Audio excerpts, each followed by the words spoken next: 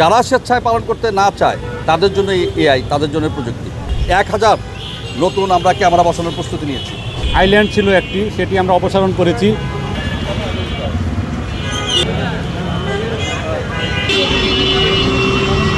এখানে দেখেন আমরা সামান্য একটু মডিফিকেশন করেছি এবং এই মডিফিকেশনে আমি একদম নিশ্চিতভাবে বলি যে এখানকার যানজট অনেক কমবে, মানুষের ভোগান্তি হ্রাস হবে।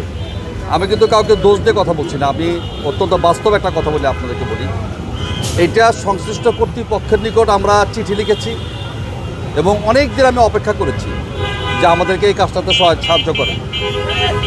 আমি আবারও ক্ষমা চেয়ে আপনাদেরকে কথাটা বলি, কিন্তু আমি ওই ধরনের সহায়তা কিন্তু আমরা পাই নাই। এবং এখানে যে অনেক টাকা খরচ হচ্ছে তা কিন্তু না। আমার যেই কথা, ট্রাফিকে আমাদের যে অভিজ্ঞতা রাস্তায় কাজ করাতে, আমরা কিন্তু জানি যে সামান্য একটু কাজ যদি আমরা করি, ও খুব সামান্য এবং বেশি দরকার সদিচ্ছা। এটা তো হলে হাজার হাজার লোক এখানে আপনি দাঁড়ান, এখানে পার ডে কয়েক লক্ষ লোক উপকৃত হবে আমাদের এই সামান্য কাজে। এটার জন্য বেশি রাষ্ট্রের অর্থ ব্যয় হয় না। আমরা চেয়ে চিনতে ধার করে এই যে মানুষের যে বিভিন্ন সংস্থা আছে এদের কাছ থেকে স্পন্সর নিয়ে এই সিমেন্টের কোণ দিয়ে দেখেন আমরা কাজটা করলাম। আর এখানে ছোট্ট একটা আইল্যান্ড যে ছিল, এটা কোনো প্রয়োজন ছিল না, এটা সারাক্ষণ যানজট তৈরি করতো। তো এটাকে আমরা উঠিয়ে দিয়ে আমি এই কাজটা করেছি, আমাদের অফিসাররা এখানে কাজটা করেছে। এটা আমার এই কথাগুলো বলার উদ্দেশ্য একটাই, যে আমাদের অর্থ লাগবে বিরাট কিছু সবসময়ের জন্য, এটা কিন্তু না, কিন্তু আমাদের পারস্পরিক সহযোগিতা লাগবে। আমরা সরকারের সকল সংস্থা যারা আছে আমরা এই সাহায্যটুকু চাই। যখন যে কাজটা করতে চাই, এই কাজটা করলে আমাদের জনগণ উপকৃত হবে। 2 নাম্বার হচ্ছে এআই নিয়ে যে কথা সবাই জানতে চায়, আমরা ঢাকাবাসীকে ধন্যবাদ দিই যে তাদের অনেক আগ্রহ এই বিষয়টা নিয়ে। তো এইটা হলো কি, আমি এআইকে কখনো ধন্যবাদ দিই না, আমি সবসময়ের জন্য ধন্যবাদ দিই এই দেশের মানুষকে, এই শহরের নাগরিককে, যারা নিজ ইচ্ছায় তারা আইনটা মেনে চলতে চায়। সকল লোক যদি আজকে নিয়ত করে, যদি ইচ্ছা পোষণ করে যে আমি এই সিগন্যাল মানব না, আপনি 1 লক্ষ কেন 1 কোটি এআই দিয়েও আপনি কিছু করতে পারবেন না। সুতরাং এআই যতটা না গুরুত্বপূর্ণ, এর চাইতে গুরুত্বপূর্ণ হচ্ছে আমাদের সাধারণ নাগরিকদের মানসিকতা, যে আমরা এটা চাচ্ছি, আমরা নিয়মের মধ্যে থাকতে চাচ্ছি, ওটাই সবচেয়ে বেশি গুরুত্বপূর্ণ। তারপরেও হয় কি, যে আমরা প্রযুক্তির সহায়তা নেই এই কারণেই নেই যে সবাই তো হয়তো স্বেচ্ছায় নিয়মটা পালন করবে না। যারা স্বেচ্ছায় পালন করতে না চায় তাদের জন্য এআই, তাদের জন্য প্রযুক্তি। তো আমরা আশা করি যে প্রযুক্তির ব্যবহার এত বেশি লাগবে না। আমরা আসলে নিয়ম মানার জাতির নিয়ম মানতে চাই। আমরা একটা প্ল্যাটফর্মের অপেক্ষায় থাকি যে ভালো একটা প্ল্যাটফর্ম আমরা দিতে পারি কিনা।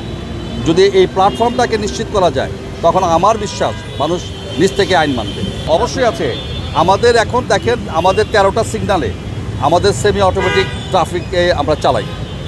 সবসময় যে পারি তা কিন্তু না, আমাদের মাঝে মাঝেই যান্ত্রিক ত্রুটি দেখা দেয়, তখন আমাদেরকে এটা অফ করতে হয়। হঠাৎ করে যখন বড় বর্ষণ হয়, বৃষ্টি হয়, তখন আমাদেরকে অফ করতে হয়। এমনকি সব ঠিক আছে, তারপর হঠাৎ করে একটা ঝামেলা লেগে গিয়েছে। কেন লাগে? কারণ একই সড়কে আমাদের মোটরাইজ এবং নন মোটরাইজ যে ভেহিকেল আছে একসঙ্গে চলে।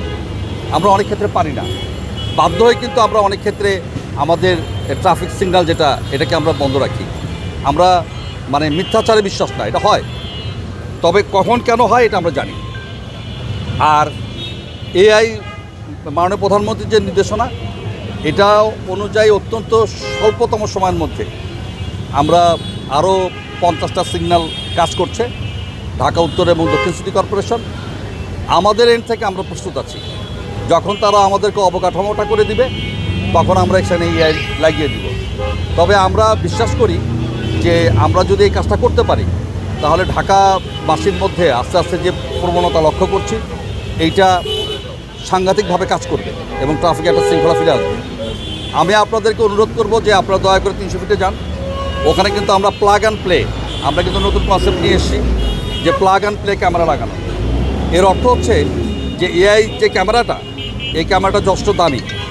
তো যেহেতু আমাদের অর্থ স্বল্পতা রয়েছে, বাজেট স্বল্পতা আছে, এবং আমরা অনেক বেশি জায়গা খুব দ্রুত সময়ের মধ্যে কাভার করতে চাই, এই কারণে আমাদের ওটাও কাজ করবে ট্রাফিকের মামলার ক্ষেত্রে এবং ট্রাফিক শৃঙ্খলার ক্ষেত্রে, তবে তুলনামূলকভাবে ওটা দাম কম।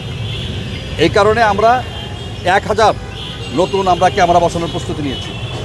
এর অংশ হিসাবে আমাদের যে ওই 36 জুলাই এক্সপ্রেসওয়ে যেটাকে আমরা বলি, প্রচলিতভাবে 300 ফিট সড়ক যেটাকে বলি, ওখানে অলরেডি আমাদের ক্যামেরা বসানোর কাজ শুরু হয়েছে। আমরা পিওএইচএস যে পয়েন্টটা আছে ওখানে একটা বসিয়েছি, 4টা ক্যামেরা বসিয়েছি। আজকে মস্তুলে বসছে আরও 4টা ক্যামেরা, এবং ওই রোডে আমরা ক্যামেরা দিয়ে থেকে শুরু করে আমরা ন্যূনতম সময়ের মধ্যে ঢাকা শহরের বিভিন্ন গুরুত্বপূর্ণ পয়েন্টে আরও 1000টা ক্যামেরা বসাতে যাচ্ছি। এই মসজিদের এই যে মোড়টা, মোহাম্মদপুর বাস স্ট্যান্ড, এইখানে মানুষের চরম ভোগান্তি হয় যানজটের কারণে।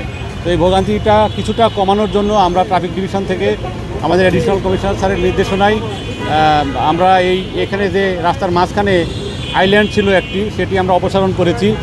এই অপসারণের সাথে সাথে আমরা এখানে যে সিগন্যাল সিস্টেম ছিল সেটা আমরা একটা সিগন্যাল কমিয়ে দিয়েছি। অর্থাৎ ধানমন্ডি পশ্চিম থেকে যে গাড়িগুলো এদিকে আসে সেই গাড়িগুলো এখানে রাইট টার্ন করবে না, এগুলো সোজা গিয়ে ময়ূরভিলার সামনে ইউটার্ন করে আসাদ এভিনিউতে তারা প্রবেশ করবে।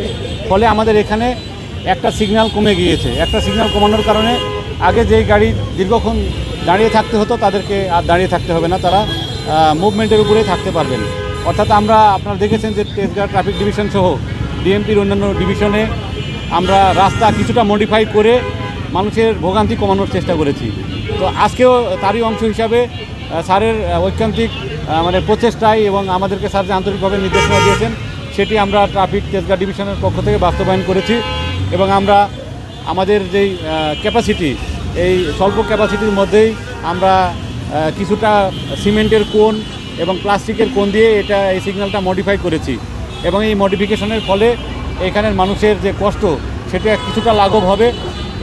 এই রাস্তার ক্যাপাসিটি যেরকম নয় সে পরিমাণ গাড়ি এখানে আছে, আপনারা জানেন।